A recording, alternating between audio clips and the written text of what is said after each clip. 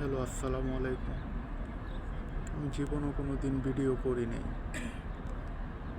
আর ভিডিওতে কখনো মনের আবেগের কথা কখনো বলি নাই।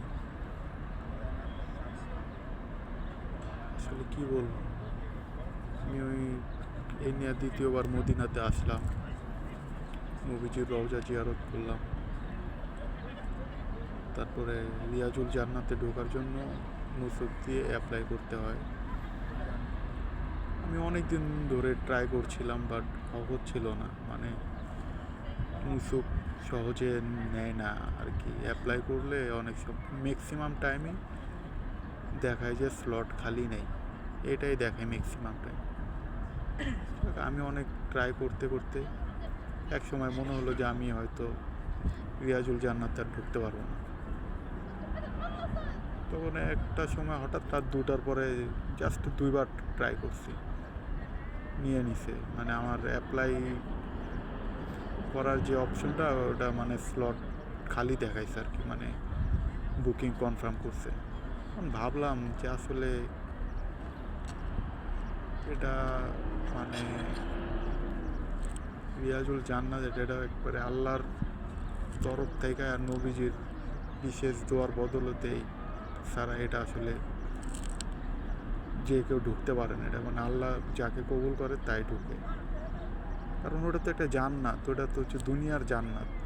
এটা যে আপনি, এটা তো ডিরেক্ট আপনার ঘোষণাই রিয়াজুল জান্নাত, নবীজির হুজরা প্লাস হচ্ছে নবীজির মিম্বার থেকে মসজিদে নববীর কিছু অংশ। এটা তো আল্লাহই ঘোষণা দিয়ে দিচ্ছে, এটা হচ্ছে রিয়াজুল জান্নাত, মানে জান্নাতের একটা টুকরা। আপনি ওইখানে ঢুকলেন মানে আপনি জান্নাতে ঢুকলেন। তো জান্নাতে তো যে কেউ ঢুকতে পারে না, আল্লাহ যাকে কবুল করে সেই তো ঢুকবে।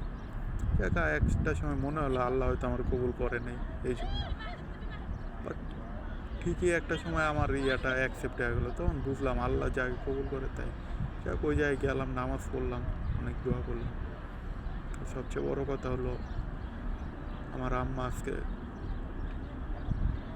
7 মাসের কিছুদিন হবে বেশি, আজকে 9 তারিখ, 7 মাসে একদিন হলো আর কি মারা গেছে, দুনিয়া থেকে চলে গেছে। যেখানে যাই প্রতিটা পথে খেলে আম্মার কথা মনে হয়। কারণ আম্মা মারা যাওয়ার ঠিক 1 বছর আগেই ওমরা করে গেছে। ভাবি যে আম্মা হয়তো এই জায়গা দিয়ে হাঁটছে, বা আম্মা হয়তো এই জায়গা দিয়ে হাঁটা চলা করছে, মানে এরকম একটা ফিলিংস আসে। আমার মায়ের সরকারি জব করতো। সরকারি জব করলে তো মানুষ পেনশন মোটামুটি ভালো টাকায় পায়। তারপর ওনার একটা শখই ছিল হজ করা। মানে যে কোনো কারণে হোক ওটা হইতেছিল না আর কি। পরে মানে ঠিক মরার 1 বছর আগে আল্লাহ তার কবুল করছে, সে মক্কা মদিনা জিয়ারত করতে পারছে। ঠিক 1 বছর কিছুদিন পরে উনি মারা গেছে। এটাই মানে আল্লাহ যাকে কবুল করে আর কি, আল্লাহ সেইগুলাতে আসতে পারে আর কি। অনেকের কোটি কোটি টাকা আছে কিন্তু মক্কা মদিনায় হজ করার মতো তৌফিক নেই, সময় হয় না, বা সময় হলেও টাকা হয় না, বা দুইটার একটা হয় না। এই যে কোনো কারণে যে কোনো একটা উসিলা দিয়ে আল্লাহ তাকে এখানে কবুল করেন। আবার অনেক গরিব মানুষও চলে আসতে পারে, সব আল্লাহরই ইচ্ছা। তাই এখানে আসার পরে নবীজির রওজা যখন জিয়ারত করি, তখন আম্মার কথা খুবই মনে পড়তেছিল, ভাষায় বলার মতো না। যে এখানে যাই, অনেকে আছে মা মারা গেলে 2-4 মাস পরে ভুলা যায়, মনে ভুলা যায়, আমি ওটা বলতে চাচ্ছি না, মানে মনে করে। তা আমার সব সময় মনে হয়, ঘুমাইতে গেলে, খাইতে গেলে, খালি সব সময় মনে হয় আম্মার কথা। তাই এটাই, যার মা নাই তার আসলে দুনিয়াতে কিছুই নেই। আমি এই যে ভিডিওটা আপনার রহুত পাহাড়ে বসে করতেছি, গেল বছর আম্মাও রহুত পাহাড়ে আসতে চাইছিল, কিন্তু আমার আব্বা একটু অসুস্থ ছিল, আসতে পারেনি। এটাই, বহুত পাহাড় হাঁটতেছি আর ভাবতেছি যদি আজকে আমার পাশে আমার আম্মা থাকতো কত খুশি হইতো এগুলা দেখলে। আজকে সে নাই। এটাই, আমার আম্মার জন্য সবাই দোয়া করেন, আমার আম্মাকে যাতে আল্লাহ জান্নাতুল ফেরদাউস দান করে। এটাই। আসলে এই দুনিয়াটা কিছুই না, আমরা যতটাই ভাবি টাকা পয়সা এগুলো আসলে কিছুই না। মানুষ কখন কে চলে যায় ঠিক নাই।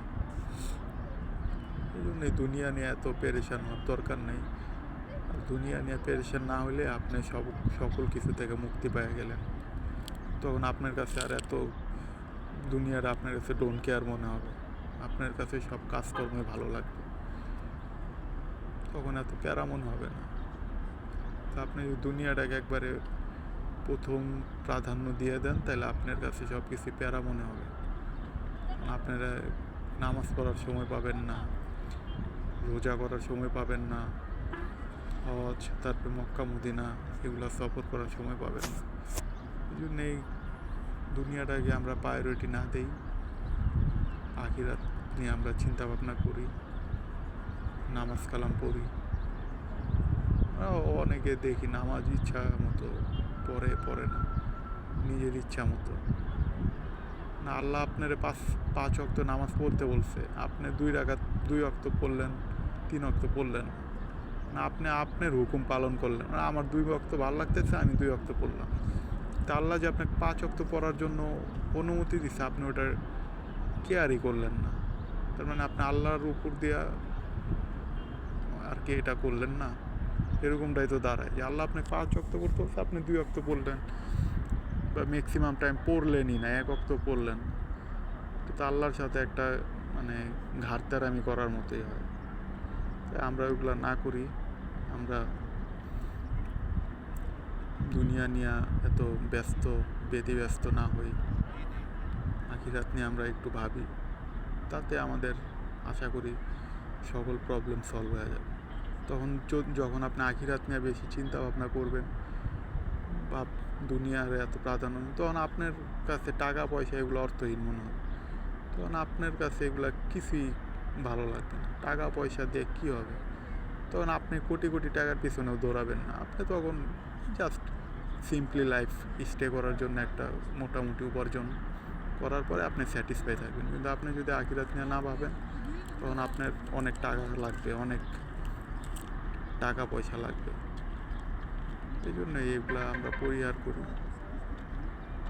ভাই জ্ঞানের কথা সবাই জ্ঞান দিতে পারে, আমি আসলে আপনাদের জ্ঞান দিই না, এমনি আর কি বললাম, আপনারা কিছু মনে করেন না।